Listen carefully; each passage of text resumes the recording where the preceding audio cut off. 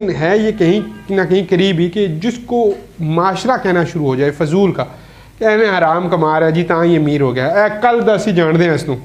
ٹھیک ہے. جیسے مجھے اللہ نے گاڑی دی تو میرے کسی دوست کو نہیں سمجھ میں آیا تو اس نے کہا یار کل تک تو موٹر سائیکل پہ گھومتا تھا، مطلب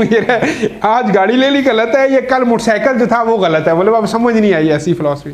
تو یہ جو کرتے ہیں حلال اور حرام، کیا ان کا اجر و ثواب جس کو یہ فضول کا بدنام کر رہے ہیں اس کو ہوتا ہے؟ اس کا تو الٹا یہ گناہگار ہو رہے ہوتے ہیں کہ ایک مثبت انسان ہے اس کے اوپر یہ ایسا الزام لگا کے اس کو گناہگار کر رہے ہیں. دیکھیں اگر کوئی آدمی حلال سے پیسے کما کے امیر ہو رہا ہے تو اللہ کا فضل ہے اس پہ. اور میں اس پہ آقا علیہ الصلوۃ والسلام کی وہ اگر مشہور واقعہ آپ کو سناؤں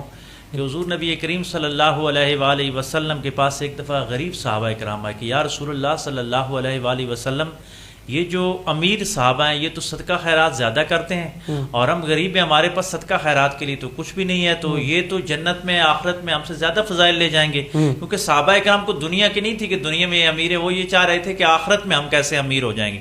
تو میرے کریم آقا صلی اللہ علیہ وآلہ وسلم نے ان کو کچھ تسبیحات بتائی، وظائف بتائے کہ یہ تسبیحات پڑھا کرو اور اللہ تبارک و تعالیٰ آپ کو صدقہ خیرات کرنے کے برابر ثواب عطا فرمائے. انہوں نے یہ تسبیحات کرنا شروع کر دی. اب جب امیر صحابہ اکرام کو معلوم ہوا کہ یہ تسبیحات حضور نے بتائی ہیں تو امیروں نے بھی وہی تسبیحات سبحان اللہ. وہ غریب صحابہ پھر چلے گئے کیونکہ وہ اس وقت کا امیر ہو یا غریب ہو وہ آخرت کی امیری کی فکر کرتا تھا. یہ اس معاشرے اور آج کے معاشرے میں فرق ہے. تو جب وہ چلے گئے کہ یا رسول اللہ صلی اللہ علیہ وآلہ وسلم امیروں نے بھی یہ وظیفہ کرنا شروع کر دیا اور ساتھ صدقہ خیرات تو وہ کر ہی رہے ہیں، تو میرے کریم آقا صلی اللہ علیہ وآلہ وسلم نے تبسم فرمایا کہ اللہ کا فضل ہے جس پہ چاہے کرے. تو یہ اللہ کا فضل اگر کسی پہ ہو جائے حلال کما رہا ہے، اور دوسری طرف آپ پہ بھی اللہ کا فضل ہے کہ اگر آپ فقر میں ہیں غریبی میں تو آپ فخر کریں کہ کائنات کے جو سرور عالم صلی اللہ علیہ وآلہ وسلم ہیں انہوں نے اختیاری فقر اختیار کر کے غریبوں کو قیامت تک کے لیے سربلند کر دیا کہ کوئی بھی غریب کتنا بھی غریب ہو